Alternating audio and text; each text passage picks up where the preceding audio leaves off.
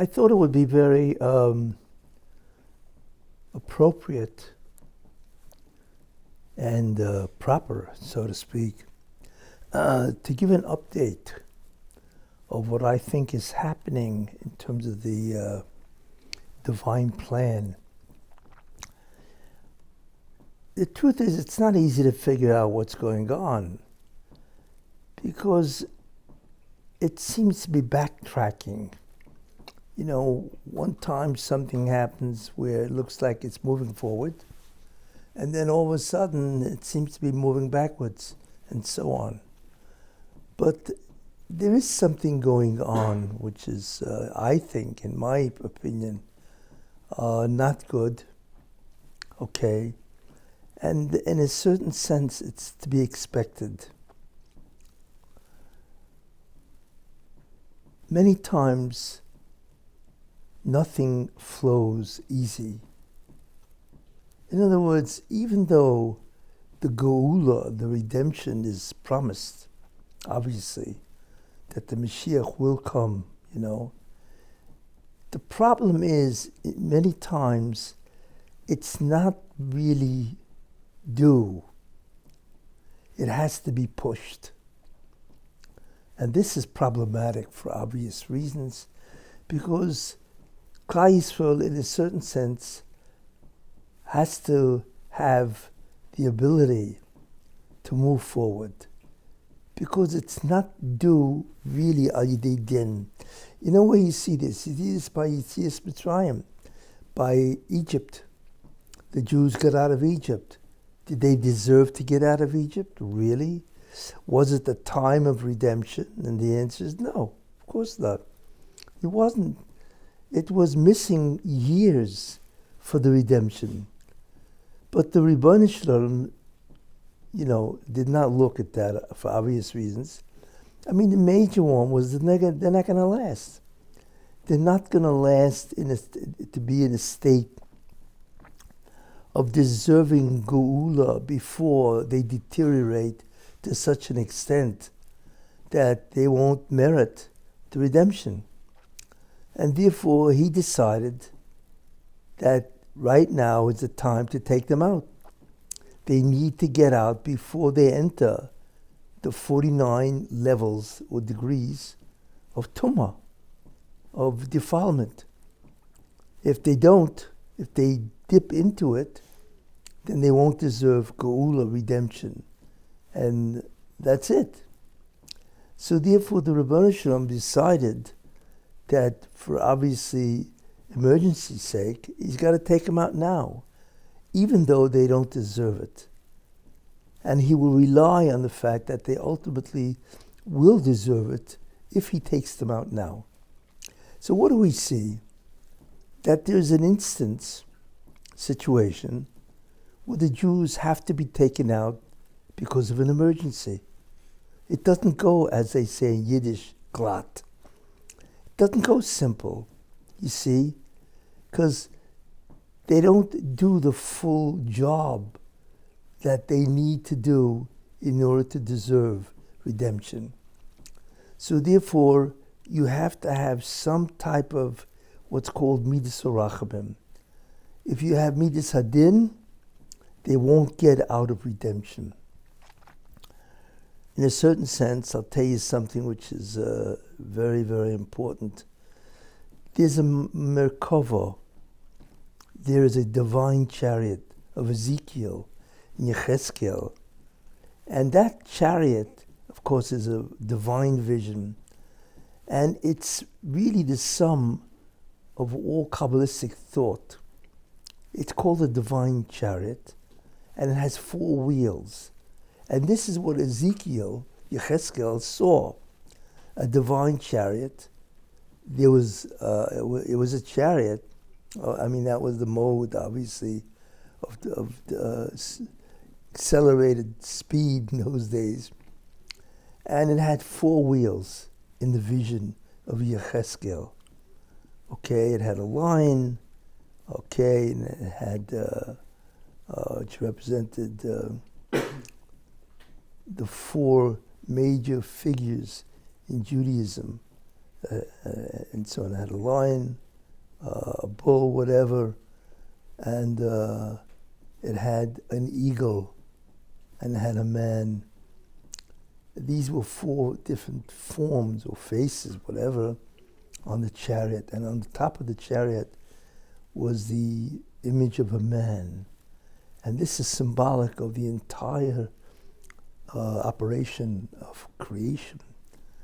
The operation of creation is man, or the Jew, doing his avodah and bringing in the divine presence, the Shekhinah, right? That is the image of the man, because man is created in the image of God. And therefore, the Shekhinah is formed like a man. It looks like a man, because it's also in the image of a man, Tzelem Elokim. In any case, man was the image on top of the divine chariot, symbolized the divine presence, that the chariot, which is a vehicle, which is the Jew, by the way, that has to be the vehicle to bring in the divine presence back into the world. That's the sum up, the symbol of the entire purpose of man, so to speak. And it had 4 wheels, which is interesting. And what was interesting is there's a lion, actually was a wheel, there was an ox, and there was, besides those 2, there was a man, I should say, on top of the chariot. And there were these 4 wheels, okay? In any case, one of them was a eagle. Why the eagle? The eagle represents God, because he is seen as an eagle that has the Jewish people on top of him. An eagle carries its young on its back, so nobody can attack it from beneath. And the eagle flies the highest, so you can't get above it, so it's safe. The offspring is safe. Why does it have to have? Why is one of the wheels of the divine chariot that indicates one of the major vehicles that brings the Shekhinah into the creation, into the world and so on? Why is it the eagle? Because it indicates that one of the wheels has to be God. He himself has to help the other 3, which are Klal Yisrael, to come into the creation, to re-enter creation, and so on, which is obviously what Olam Haba is. It's where God comes back. So God himself has to be one of the forces that brings himself back. So God is actually depicted as one of the operators or the vehicles, the messengers, whatever, in the Kabbalistic theme of the divine chariot. In any case, therefore, that's what it seems. Man always has to have some type of part in the redemption itself, even though redemption is promised. And that is why we are seeing this. We are seeing all of a sudden it goes great. It looks like there's a redemption. Mashiach is coming right around the corner, and then all of a sudden, boom, turns back. When now Iran survives, Hamas survives. It's like, excuse me, the whole thing is now seems to be undone. What happened to the justice and so on? Because man always has to have some part in it. It can't be all Rahmanas. It can't be all out of the ordinary, It has to also depend on justice, dinim, or the avodah, the work of man himself. He actually has to contribute to his own redemption. He has to have some part in it. Can't be all God and so on. And that's really what we're looking at.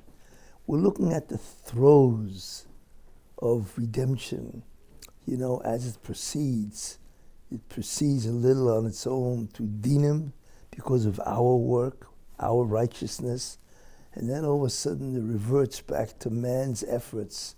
He's got to have an effort, contribution, and so on. And that's really what you're looking at, the back and forth of what's going on now, because it looks crazy. One day it's for redemption, the other day it's anti-redemption. It's like, what is this? This is Egypt all over again. Just like in Egypt, needed man's input in order for himself to be redeemed. Very important yesod, foundational principle of how the history evolves and so on, But in any case, so that's how you have to look at it. That's the general overall principle of how to explain this. So the question is, what's going on here? Well, in a certain sense, as far as I'm concerned, and this is basically my opinion. I'm not getting this information from any particular person, obviously, and so on, But to me, it's clear something went wrong, even in the redemption. What went wrong? God doesn't do anything wrong. And the answer is, something can go wrong in our part of the redemption. This is the problem, of what's happening. Something went wrong, and I will explain to you as far as what I see, what went wrong.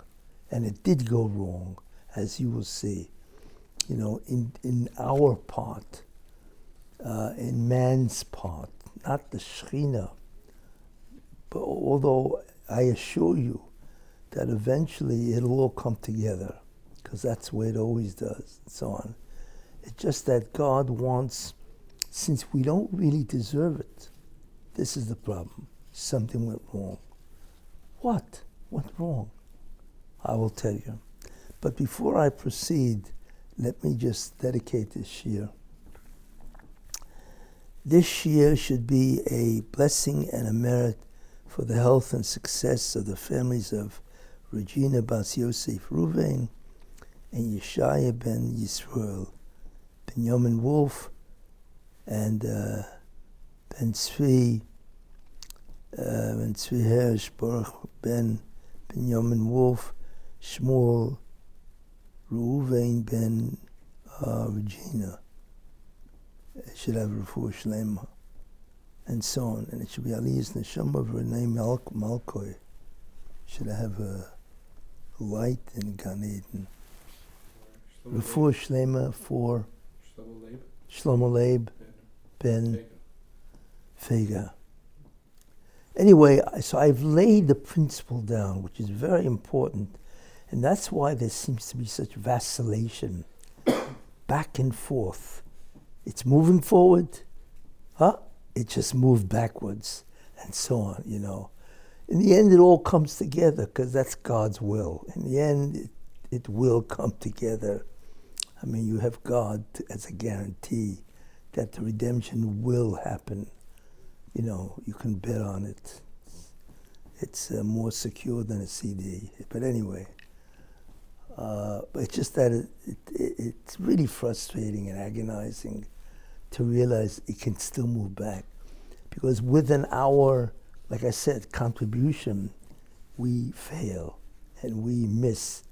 And I will indicate and so on, And believe me, we have enough to make it really fail, but it won't fail, we know that.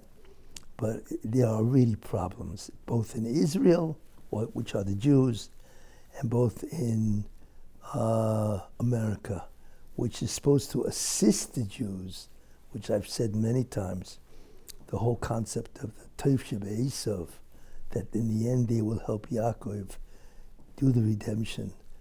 So they are supposed to assist the Jews, and they have, and then all of a sudden they have not. It's back and forth.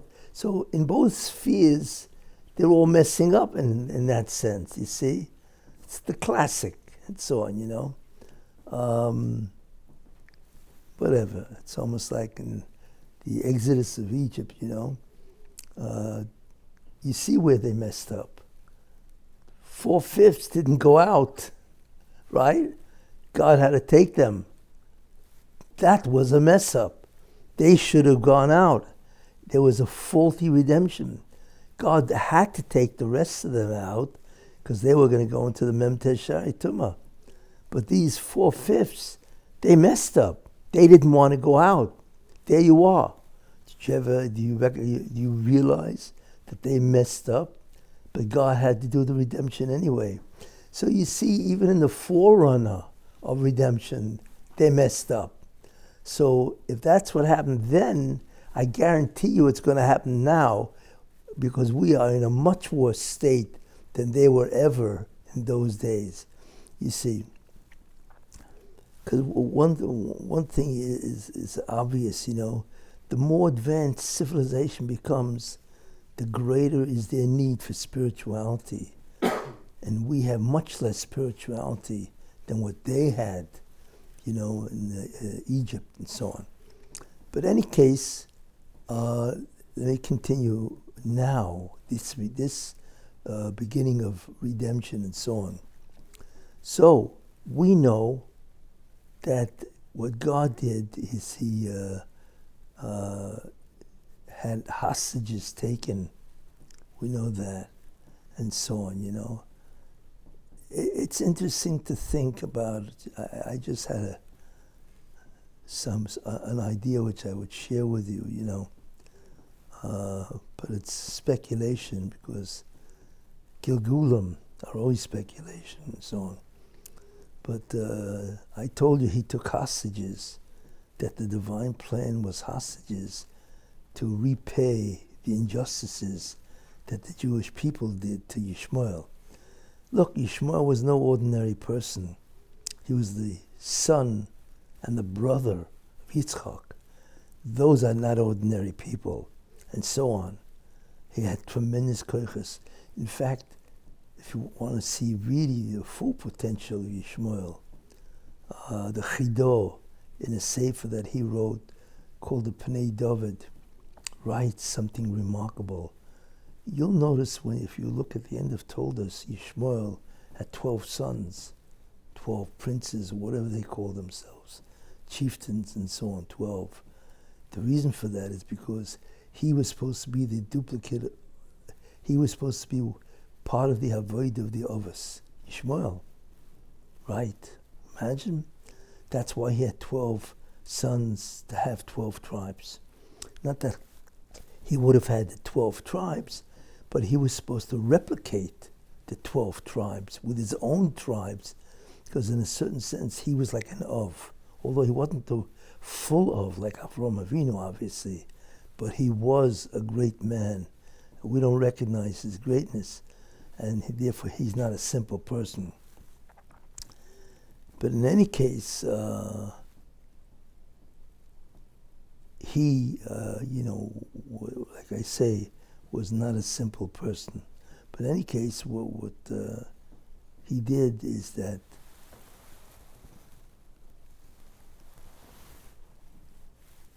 he was that great. In any case, what he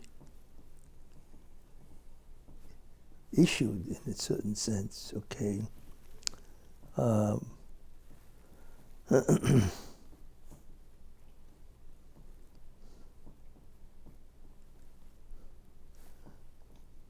So therefore God decided to repay the any injustices that the Jewish people did to Yishmael. And I mentioned last time and so on, What we see, therefore, is something very interesting. God decided to repay that debt that they owed Yishmael, and he had 250 hostages taken, kidnapped, right, for these, on October 7th and so on. And that obviously was a terrible thing and so on. It would be interesting to think there were 250 hostages taken. Where do we find the number 250 in the Torah? Well, the number 250 was the number of Korach. Korach had 250 people that rebelled against Moshe in the Torah. 250.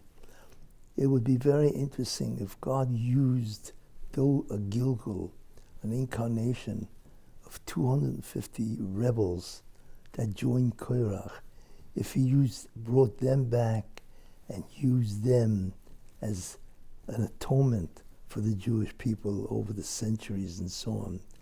And that would give them a chance to do tikkun, to do tshuva for the rebellion that they did at the time of Korach. It would be very interesting if they were brought back for that purpose. You know, that's speculation, obviously, but it would be very interesting. It would give them a kapora, it would give them almost infinite reward for the fact that they were used for that purpose. But it does correspond, the number exactly of the hostages together with these people and so on. Anyway, that's a thought that I had and so on, in any case. So they kidnapped obviously the hostages and so on. And what they did, obviously, is it was terrible what they did. And like I say, it was for dinam to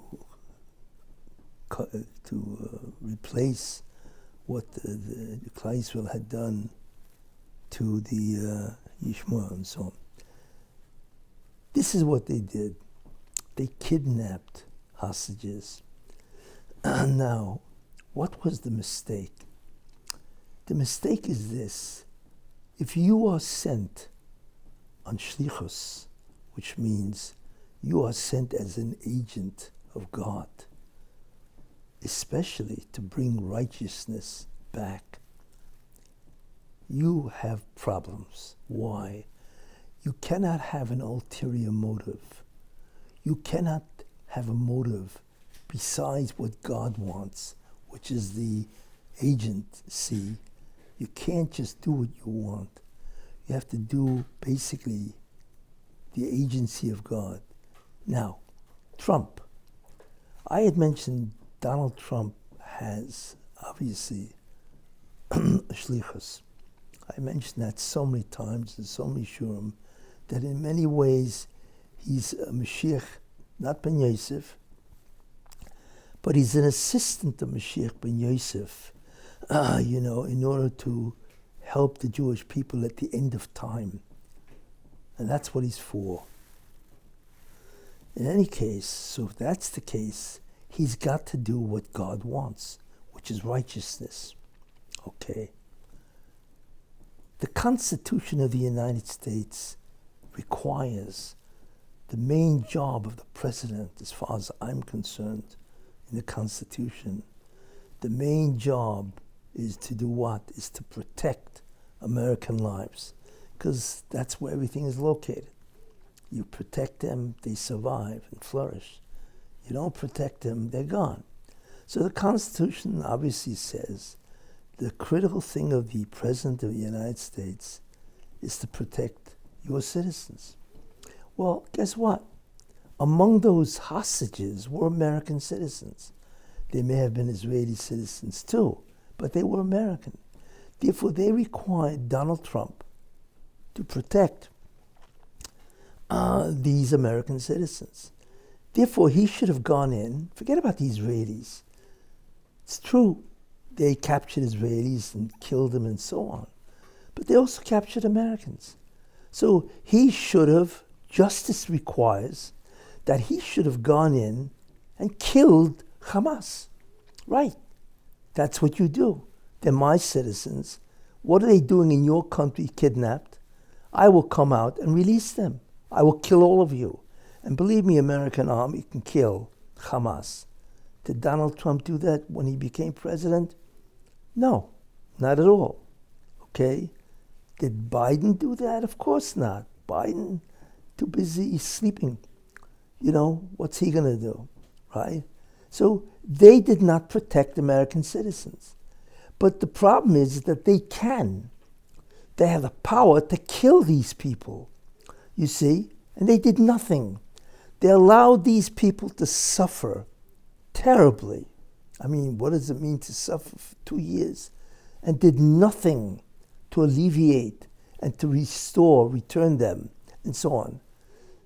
Now, for Biden, okay, that's what he is, and he will suffer his consequences, and anyway, he's not a Messianic figure. But Trump is a Messianic figure. What are you doing? You see? He didn't do anything. And now later on, right, he's now bargaining with them? What is this? Is this what a mighty president does? Of course not. Okay. Why didn't he do it?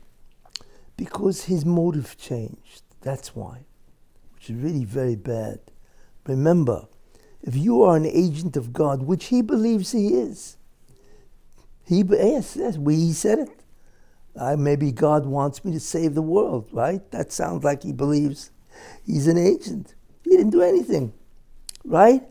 What you do is the next day you become president, say my first job is to protect citizens, and these guys are kidnapped. I'm coming after Hamas. I'm going to wipe them out. Forget the negotiations. I said, why doesn't he want to do it? Because the problem now with the fact that man has to operate, right, is that, the Sultan will always try to stop him as part of the operations of man. Remember, man contributes to the operations. So within that sphere, the Sultan is going to try to convince him. No, don't do anything. It's okay. You need peace. You got to love your enemy and all this kind of nonsense and so on, right? This is the problem. That's the danger that lurks. That the man, Jews, and mankind, especially Trump, is subject to the temptations of the Sultan because the Sultan wants to stop him. He doesn't want a redemption. So he does nothing, right? So the Sultan is trying to convince him, no, don't kill him, let them go, and so on, or negotiate with them, or whatever. But this is wrong, because once God gives you a zechus, once he gives you an agency, that's your job. That's your job, man's contribution. But he failed. Why? Because he was bribed. What do you mean bribed? He's got everything. He's got fame. He's got power. He's got money. What does he need? He's got loyalty, allegiance. What's missing? I will tell you what's missing. And the Sultan got him. Trump, what did he get? What he is missing, and I believe it's been part of him ever since his youth, Not only does Trump want recognition, I understand that, it's fine, okay. He's got recognition, but he wants something else that he doesn't have. Do you know what that is? I will tell you. It's a legacy. That's what it is. He does not have a legacy. This is what this is all about. I need to be enduring, permanent. I need a legacy, you see? So all of a sudden, well, if I kill Hamas, then they're dead. But I need a legacy. You see, there's a Nobel Prize down the road somewhere, and I want that, because then you are permanent. It's a legacy. He has been bribed by the desire for a legacy. So he's willing to overlook what he has to do as an agent of God to help move forward the shlichus, the redemption. This is the problem. He has failed, and he doesn't understand. See, because the requirement of God is get rid of Hamas, because he wants the end of the enemy of Yishmael. So the Jewish people can now flourish, really flourish, and not have to worry about, being killed by the Arabs and so on and so forth. And Trump is supposed to, they have all the legitimacy, legality to kill Hamas. Kidnapping is subject to death, especially what these guys did, and so on. So what is he waiting for? He's waiting for a Nobel Prize, because maybe they won't give it to him because he killed people, even though they clearly deserve it. Yeah, but they should have made more peace. They should have settled the score in a nicer way, and so on. And Trump realizes that. And besides, he's probably got other reckonings. Maybe I have to look more kinder to the Arabs, and they'll be glad. Europe will be glad, and so on, because they have so many Arabs in their countries. Who knows what ideas he's got in his mind? But when somebody comes into your country, kills 1,200 people and mutilates them terribly, and captures 250 people and subjects them to horrendous treatment, you don't do that. You kill them. There's no mercy. The greatest mercy is toward the law, toward respect of the law, that you don't do this. I could go on and on about what he should have done. But the short end of it is he should have done it. Made a mistake. Because it's crazy. All he did was endure Hamas. And they will never stop. Never. Their hatred of the Jew is permanent. It will never stop. It has to be terminated. You see? And what he should have done is go in and kill them. Just like he wanted to do to the cartel in Mexico. You don't negotiate with them.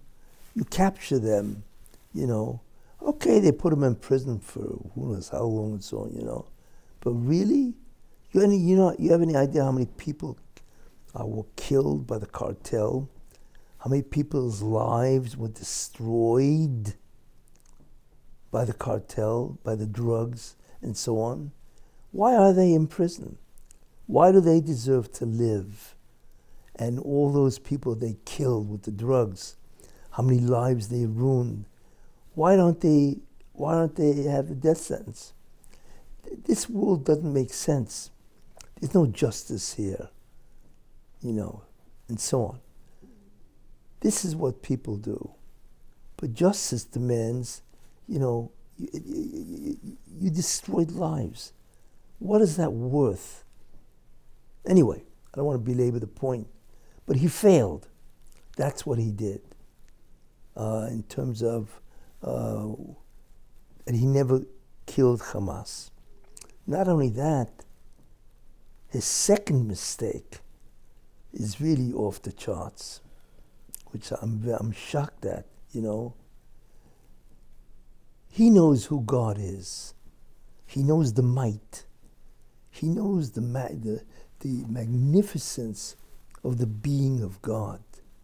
God issues a command. What's the command? I will give Israel to the Jewish people. How many times does he say that in the Torah? Who knows, right? This is the Almighty speaking. This isn't your local politician, who wants to run for mayor or whatever and so on. This is the creator of the universe, the creator of all things.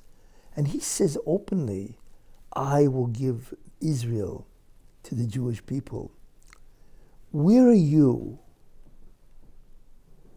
You are an insignificant, this is Donald Trump, an insignificant nobody. You're the president, true. But your might, your covered, your honor stops at a certain length and stops. You're talking about God now. We're not talking even about Moshe. It's not Moshe that promised Israel to the Jews. It's God. Where are you on the list of worth to tell the Jewish people, you can't have Israel. I promised the Arabs that you would not annex the West Bank. Are you serious? You're really talking to God. You're really saying to him, I don't really care what you said, what you're going to give the Jews. No, you cannot make it part of your country. I'm sorry. Why? Because I promised the Arabs. Who cares what you promised? Who are you to promise the Arabs anything? You know? In fact, you're lucky to be alive. You were a quarter of an inch away from death. That's where you were. And God pulled you out of that.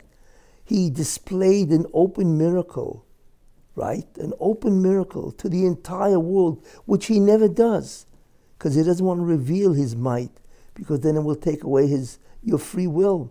You'll be so overcome by what you just saw. But he did it anyway.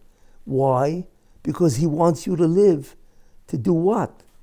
To be an agent for righteousness and to help the Jews bring the Messiah and to turn the world around the evil that it has and so on. And you tell the Jewish people, I'm sorry, you can't do this? Who are you? Who do you think you are? You see, you don't realize, none of us realize really, the severe slap in the face that he did to God's honor. We don't realize who you're addressing. And you're talking about a fundamental truth that God says in his Torah. How many times? 100 times? Just like this? I'm sorry, you cannot annex it. I mean, in Yiddish or Hebrew, whatever, they call it chutzpah neiro, awesome, chutzpah, audacity, to even talk like that. And he's talking to Netanyahu, who's a nobody, but basically he is the prime minister of Israel. He represents the Jewish people.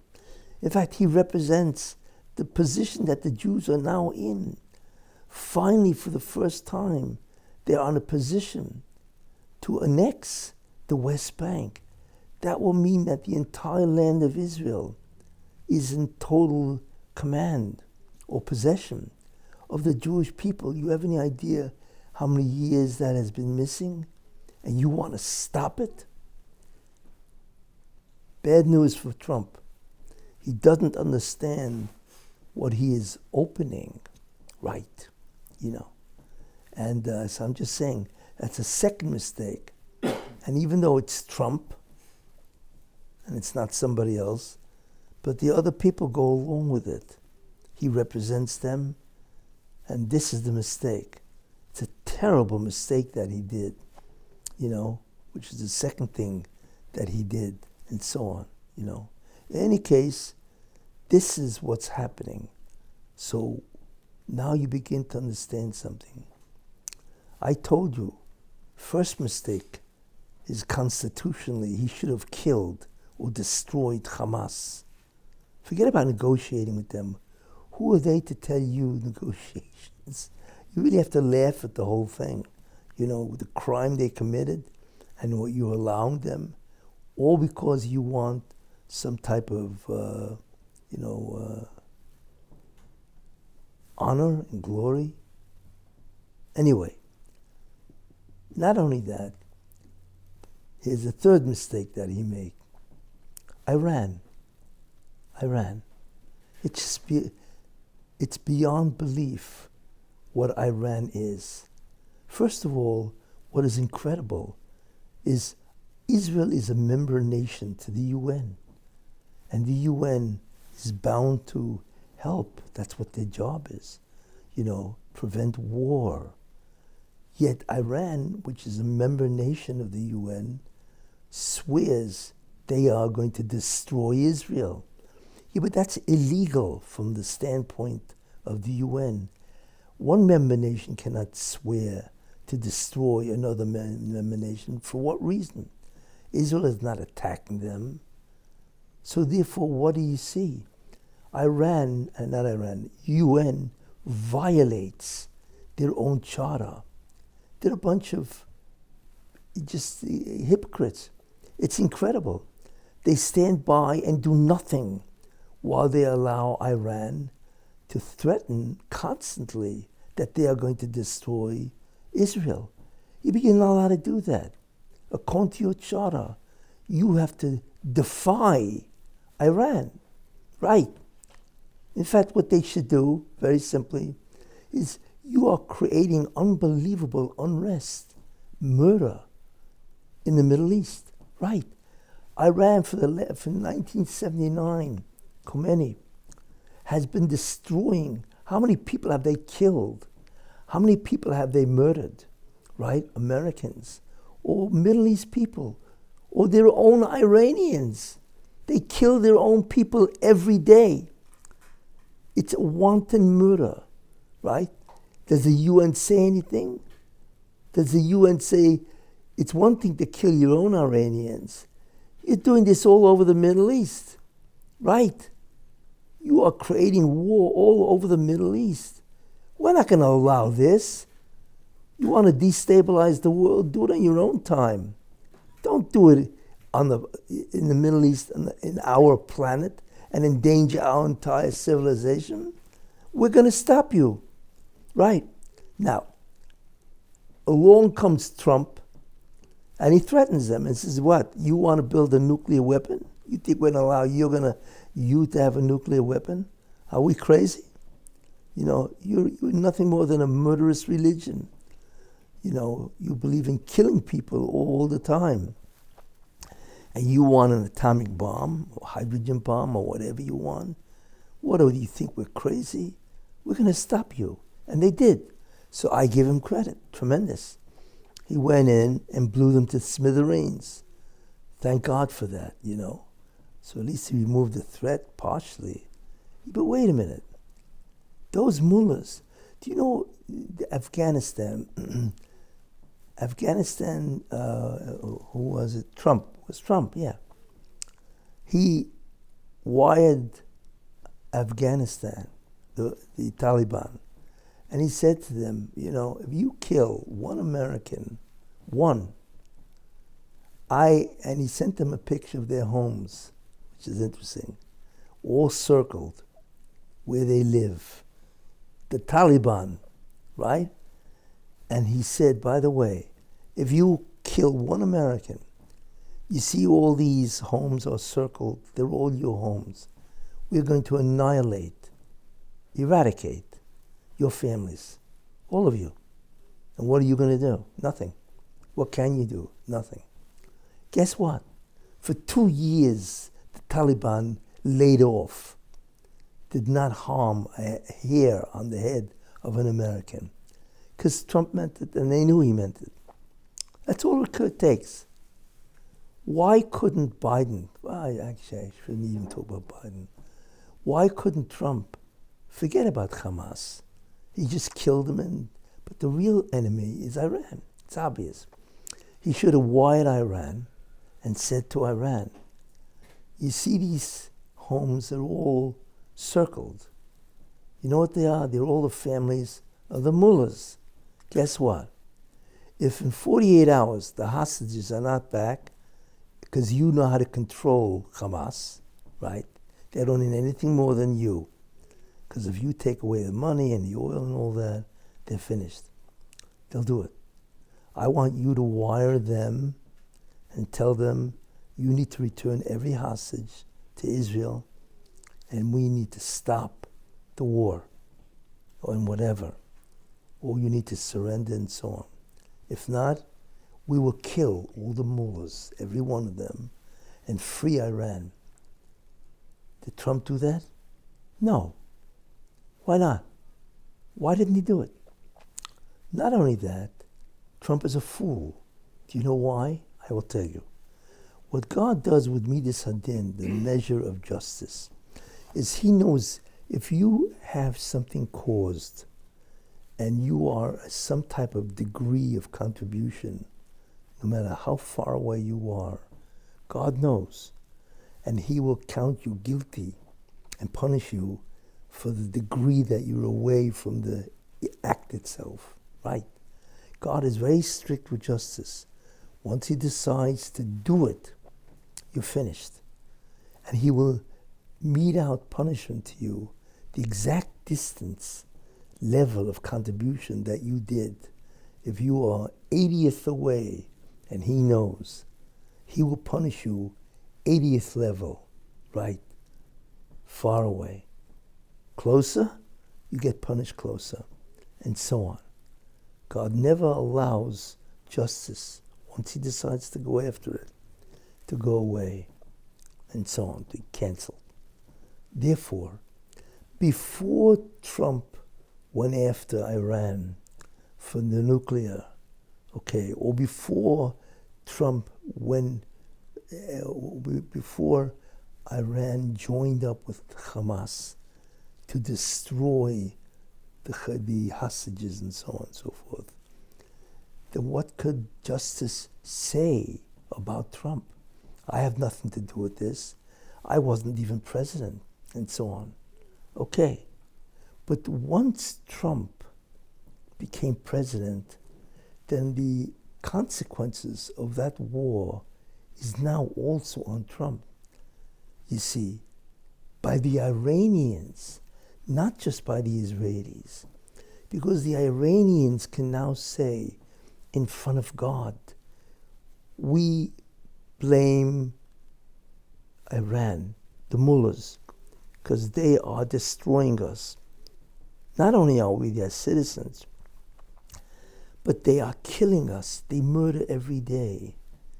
Therefore, we want, basically, and it's automatic, every person that contributes to their power, the mullah's power, we want them destroyed, right?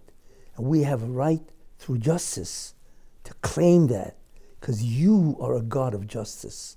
That's why.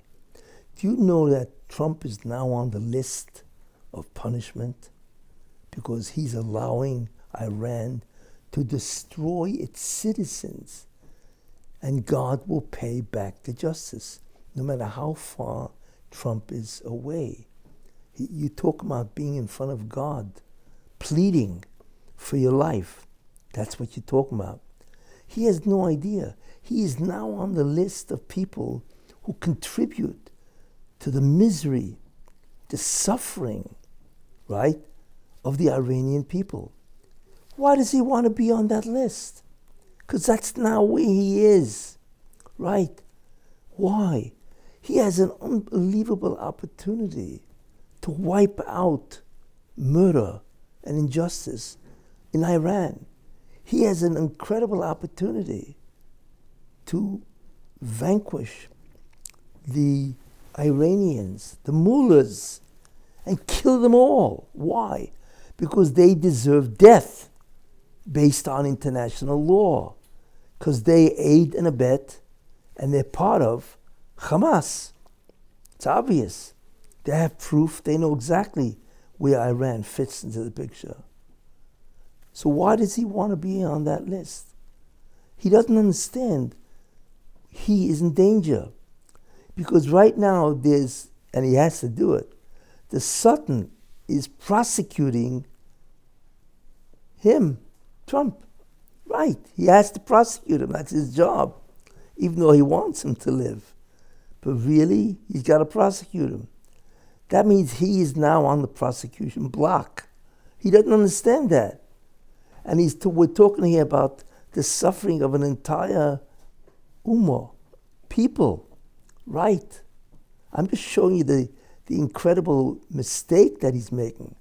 What he should do is destroy the mullahs, free the Iranians, because now he has the legal reason to do it, because they kill. They are a murdering government. That's why he's allowed to do it, and so on. And it's legal, because he has just aided and abetted kidnapping by Hamas. So the mullahs are responsible. They control the country. That's the third problem that he's got. And he does not realize that. In any case, that's what's wrong. Man's chelek, as they say, is wrong. Is the operations are not good. Now, if you want to take a look at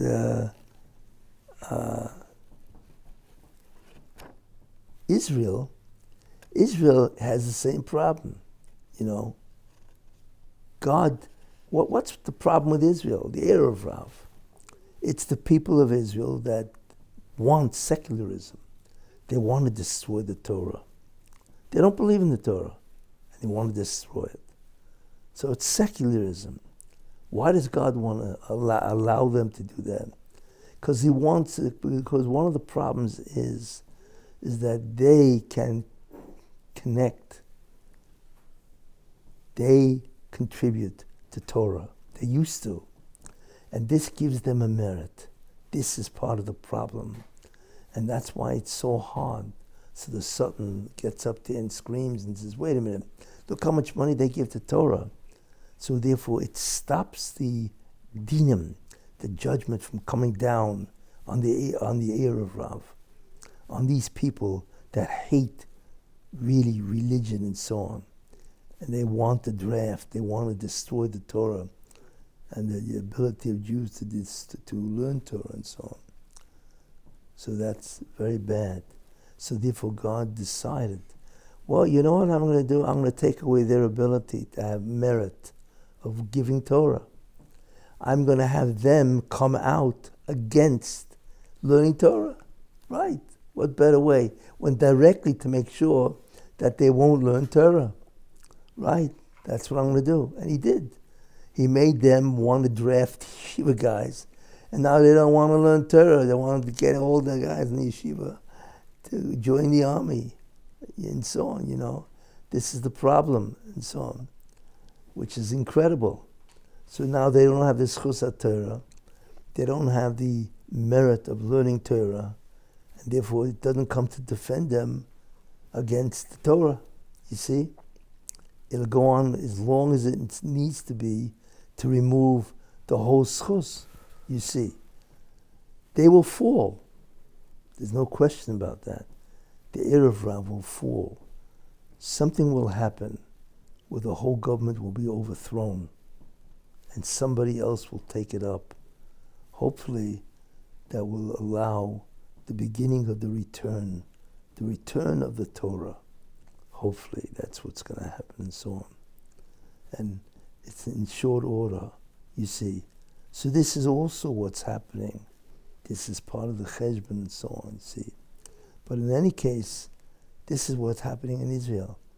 You see, so they're also failing in the fact of, you know, bringing the Torah and so on.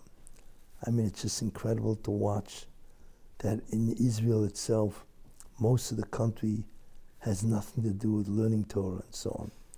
But in any case, so this also, so what comes out of all this? What comes out of all this? Now, here goes the interesting divine agenda. So God looks at the United States and says, look, you're messing around with my plan. You're allowing the evil of Yishmael to be alive, to flourish, to continue to harass Israel. You're allowing that. You're stopping my redemption by this. Okay. Why? Because you, Trump, want a legacy? Well, this isn't what I sent you for. This isn't why I kept your brain from the bullet. That's not why I let you live.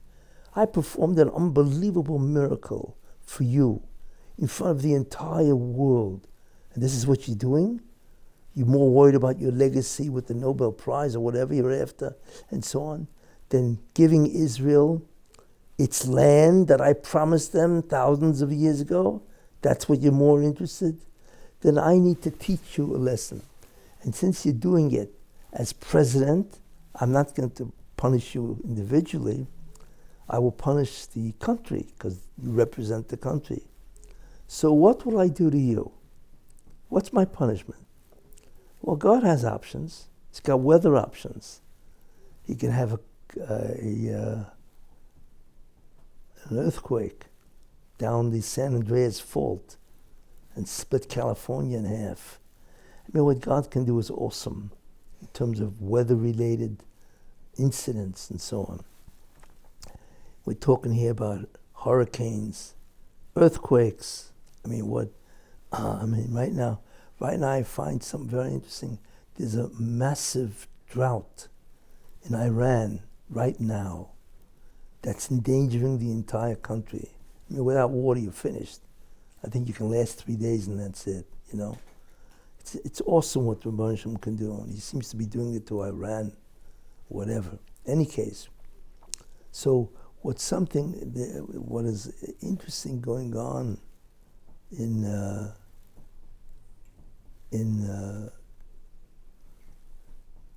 not the weather, but just in the political world.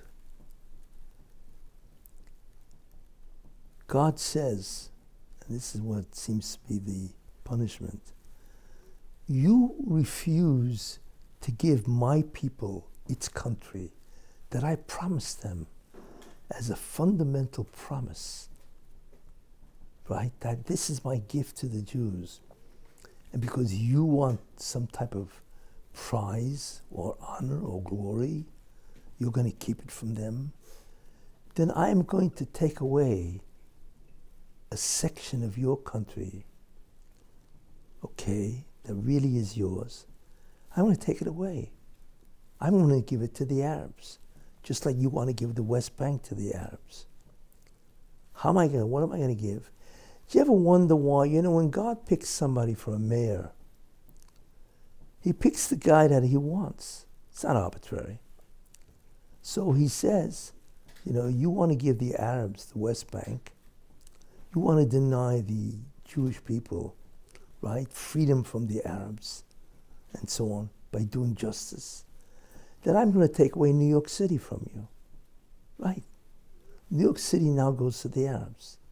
How? Well, I'm going to put in an Arab. You ever notice, how does an Arab come out of nowhere? Why an Arab? Could have been a lunatic. Probably is a lunatic. But it could have been somebody like a progressive who could have done the same damage. Someone also, some crazy communist. Believe me, there's not missing many crazy people to do the job of destroying New York. No. I'm going to do an intense Arab, right? Measure for measure. I'm going to let this Arab give it to the Arabs. Arabs are going to move there in droves, right? It's going to destroy the greatest democratic city in the world, right? It'll destroy New York, which will destroy America, right? Because then all of a sudden all the crazy progressives will come out of the hole, because now there's a progressive in New York. This is the style. Now the whole country will become progressive, because there's a lot of crazy people in America, right? Why? Because the heart of America, really, in many ways, is entitlements, right? Because we don't realize it. America is now a very angry country. It's not hard to get them fired up. America is a very angry country. Why? Because they've seen the stupidity and the moronics of America, of the politicians, especially with COVID. We were deceived with COVID, the vaccines. It was unhealthy, basically. And we were deceived in terms of taking it and so on. Not only that, kids didn't go to school. Things that never were required were done. Why? For money, to give the drug companies money. But without getting into all kind of that entire scandal of COVID and so on. But what's worse is what the politicians did. What they did made fools of American citizens and so on. This is what happened. People are very angry. Not only that, and then it caused terrible economics. Terrible, in terms of, look at the country. You walk into a grocery store, you think you'd have to take a mortgage to go to a grocery store, right? People are very angry deep down. Many people can't make it, right? It may look like the inflation's lowered, prices didn't come down. It costs a fortune to live today. The average teenager doesn't make it. He can't make a living, even if he has a college degree. He doesn't make a living. Forget about what the colleges teach. That's a whole different story. The deception of college, the fraud of college and so on. But people don't make it today, and therefore it prevents people from having a large family, of course. People just don't make it. They don't make a living, you see, and so on. And I'm not even talking about the other economic woes, the gas prices and the oil prices or the grocery bills, meat, insurance. I mean, it's crazy. It's not normal, you see. People are very angry. That's, by the way, why they voted for this guy Mamdani. Revenge, because they don't know what they're doing. So guess what? If somebody promises me free groceries, of course I'm going to vote for the guy. What do you want them to vote for? Of course, people are so desperate to make money. Of course they're going to vote for a guy, some guy who's going to promise them a chicken in every pot, as they call it, and so on. But that's because they need food. They need to eat. They need to make a living. What do you expect them to vote for, you dope? Think about that, and so on, So that's why this is going on. But this is all planned by the Rabbi Shalom. And the one who's going to take advantage of all this is an Arab, a Muslim. He's going to take, because that's the Midah Keneged Midah of Trump. You want to deny my people its share of the land? Guess what? I'm going to deny you your major city. New York is America, basically. It's the greatest economy, the greatest democracy. Of course, it's gonna be not empty, but it's gonna be empty of people that can contribute its tax base. And it's gonna happen quick, This is the einish that was expected. I was wondering, how is God gonna punish Trump? It's interesting, because I knew it was going to come. You can't get away with this, especially if you were born to be a Messianic figure. You're playing with fire. You remind me of Jonah and the whale. That's what you remind me of, and so on, You can't do that. Once God picks you, you can't just, I'm giving up the job. What are you talking about? God performed a major miracle. Nes Nigla. The bullet missed you by 1/4 inch. It's incredible. Not only that, the whole fact that the guy got up there to shoot you is a miracle. With an FBI, where were these jokers? and so on, you see. So the whole thing is a Nes Nigla, obviously. So did you ask yourself, wait a minute, if this is what God pulled off for me, what does he expect? Not only that I obviously am sent on a mission, but what he's expecting is something extraordinary. What is it? Did you ask yourself what it is? Did you ask what is the divine plan or whatever? Or are you relying on your political theory? That's what he doesn't understand. It's one thing to know you were saved by God.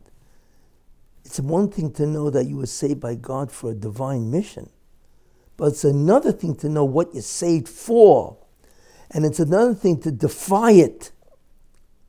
To have the gall to defy it. And when it comes to Israel, watch out. That's the problem you don't understand. God doesn't tolerate. He waits. When the time comes, and he knows when the time is, you're finished. The judgment drops, and you're on your way out. And I was waiting for that. I knew something's going to happen. Because you don't talk to Israel that way. You don't realize that. But I thought it maybe would be weather-related, like Katrina.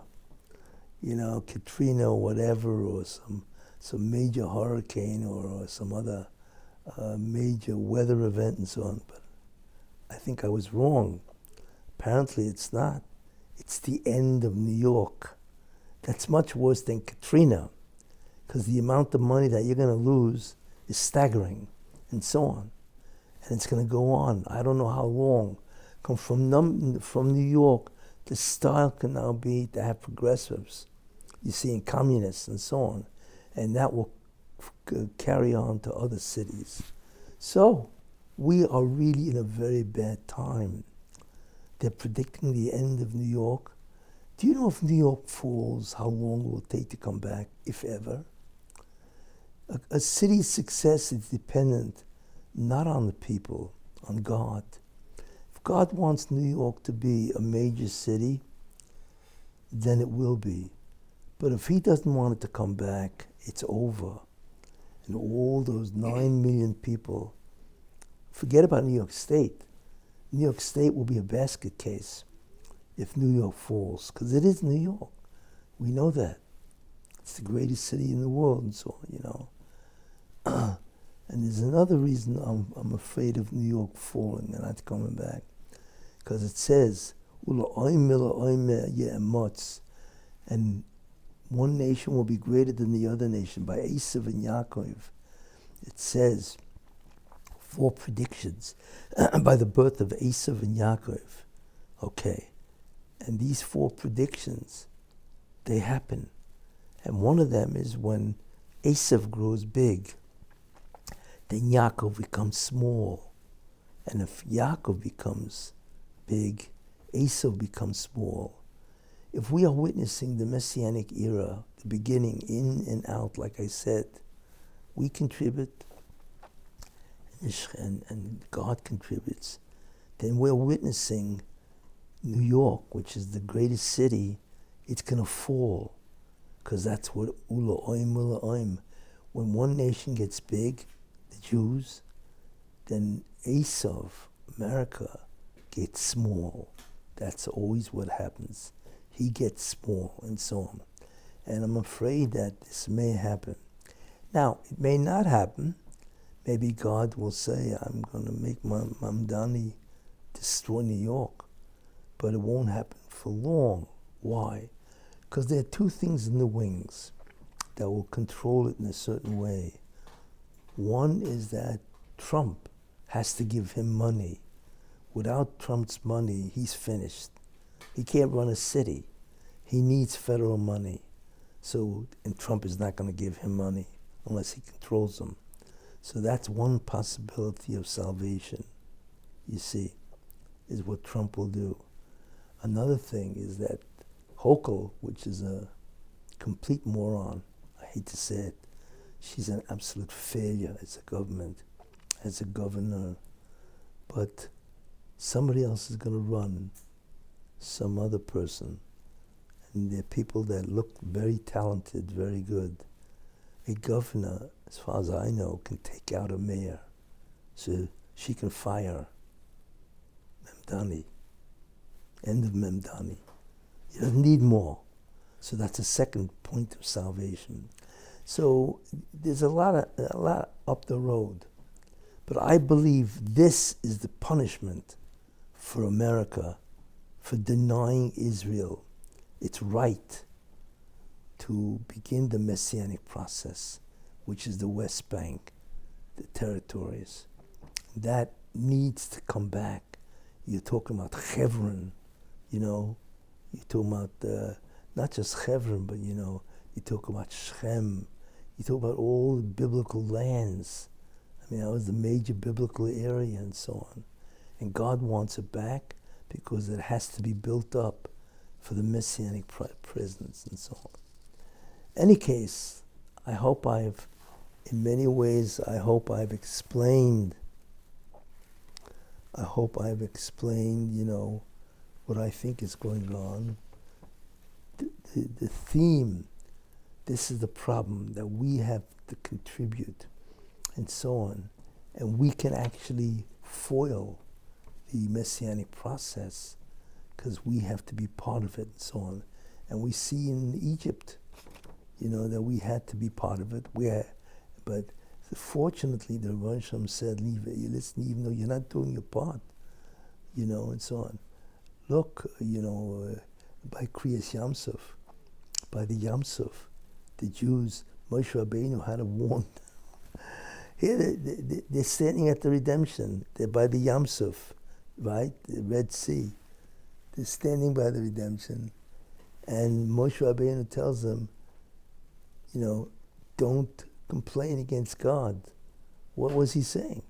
He's saying, I want to tell you something. You may be at the end, and God wants you to be at the end because he wants to take you out. But if you don't stop complaining and talking Lashon Hara against God and me, whatever, and so on, you're finished. He's not going to redeem you. That shows you that it could have stopped. Because your contribution has to be emunah. You have to believe God's going to take you out. You can't believe this, that he's going to leave you here to die at the hands of these Egyptians. Come on. And they stopped, thank God. And therefore God took them out. But you see that it could have stopped at any time, and so on. Even the redemption is not simple. So, right, look, we know it'll eventually all come together. Eventually everything will come together. But it's not simple. It's not simple. But it is guaranteed. That's the only good thing about all this, is that the redemption is guaranteed because it's the end. And we're talking about the redemption of the entire creation, all of it. And that is no small matter, and so on.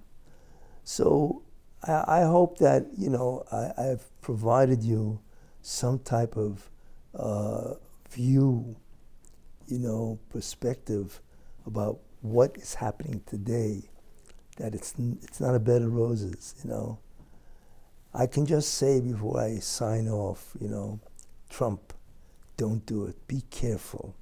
You do not realize who you're playing with. You're playing with the creator of everything, who doesn't care about Nobel Prizes.